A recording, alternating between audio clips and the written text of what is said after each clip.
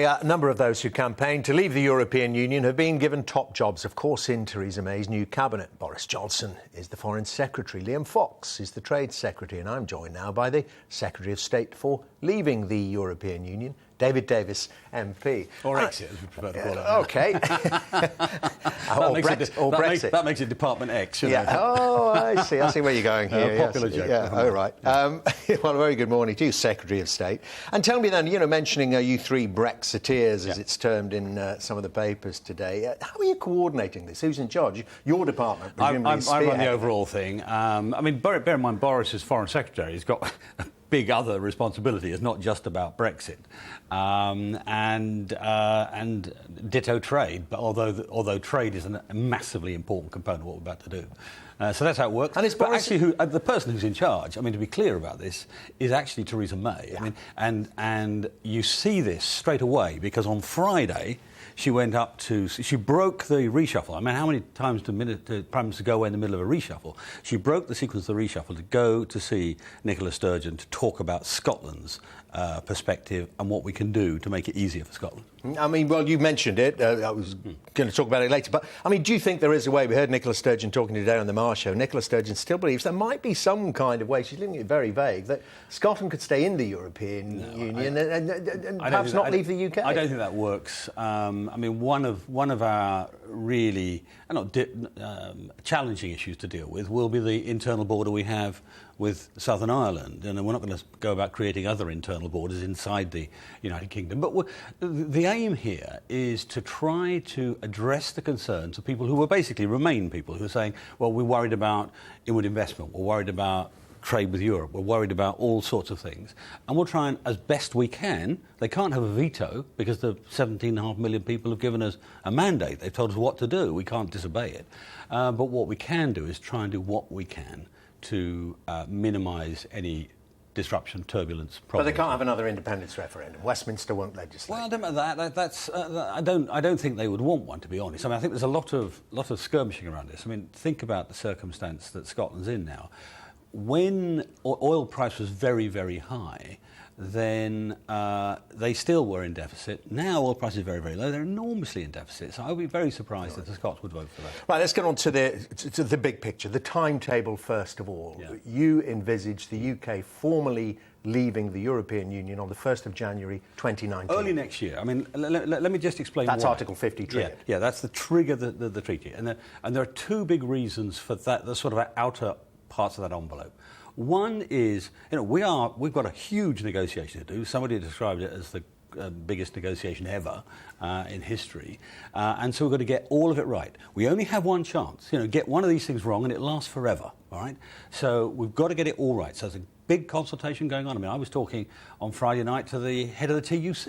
I'm seeing various party members this week, not just Tory party members, other party members.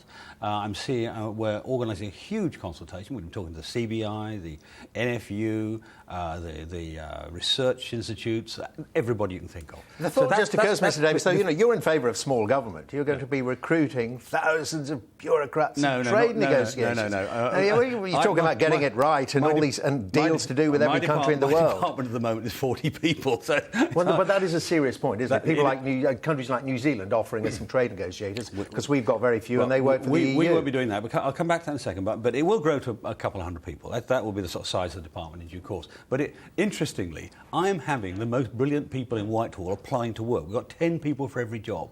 So we're actually, clearly, fast-track civil servants see this as the place to be. So we'll have good quality. But let me come back to the timetable because that sort of starts to begin. So we've got to get that done properly. So that makes it sort of beginning of next year, early-ish, right? The end of the timetable is set, of course, by the 2-year. Article 50 takes 2 years, but there's an advantage to us in this, and people have not seen this yet. Liam's going around the world. He is going to be making trade deals, huge trade deals, all over the place. And when we get... but none of them can come into effect whilst we're inside the European Union. Not meant to even be talking to them. Well, that's what they say. They can't tell us who to talk to. But, what can they do? Throw us out? Yeah, what they're going to do. Exactly. So we're talking to large numbers of people who all want to help. and we'll get a very, very, very large trade area, much, much bigger than the European Union, probably 10 times the size. Well, I'm not going to set Liam targets, but a multiple of the size of the European Union. And the moment we leave, they'll all come in. Now, that's actually an enormous upside to this thing, and so that's why the timetable's got to allow. OK, talk now, because you were writing today, weren't you, in the Mail on Sunday, about EU nationals, legally, of course, living and working here. And you're saying this whole idea, and Theresa May's muddied the waters as well, hasn't she, saying that we might have to even visit the issue of EU nationals that live here already. You're saying indefinite leave to remain protection only applies before a certain date. Well, what would that date be? Let's put the backdrop to it first, if I may. I mean, number one, I want to see a generous settlement for the people here already. Because they didn't pick this circumstance, we did. You know, they came here thinking they could be here for life and whatever. Some have been here for many, many decades. So we want to get a generous settlement for them. We want to do that at the same time as we get a similarly generous settlement for British citizens leaving within the EU. Now, there's been a concern raised that the sheer generosity of the settlement, you know, leave to remain, pension rights, whatever it might be. But are you saying, just pause a minute, Mr Davis, those that are already here from the EU, that's not in question? Theresa May seemed to say that might have to be negotiated. We have to do it all together. I'm telling you what my aim is, right? At the moment, I have a lot of aims. But there's not a blanket assurance now that if you're from the EU and you live in this country, you can stay. Let me say this. I would expect to get to a circumstance where everybody's well protected. But if we separate it out, or if we preempt it, then you put somebody else at risk. So somebody said, oh, you're using people as bargaining counters. No, we're not. We're stopping anybody being used as bargaining counters by doing it all together. So that's where we start. But if we make a very generous settlement, as I'd like to do, then people then say, oh, but then that'll attract lots more people in because they want to beat the deadline. And so what I've said is, let's deal with that issue when we come to it. One way of dealing with it could be saying, OK, only people who arrive before a certain date get this protection. There are other ways too.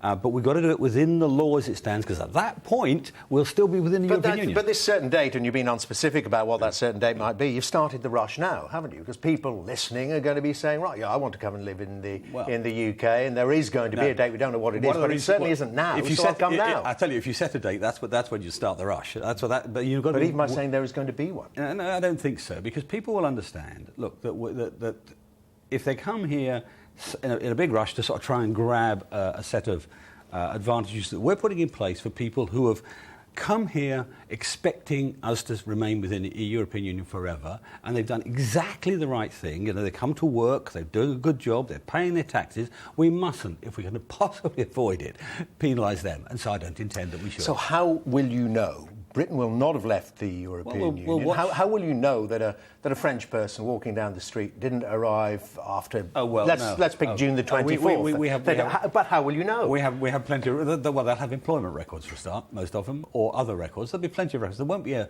problem. But they'll have to produce those, will they? Well, I don't think we'd even need to do that. I think we'd know anyway. I mean, this problem. We don't even know how many illegal immigrants are in the country. Come on, Mr. Davis. You've been on this programme telling me about that before. That's a different matter. Illegal immigrants are a problem. But no, people are here legally. No, we don't have a difficulty there. And bear in mind, this is only an issue if there's a surge. This is only an issue if there is a surge of people arriving.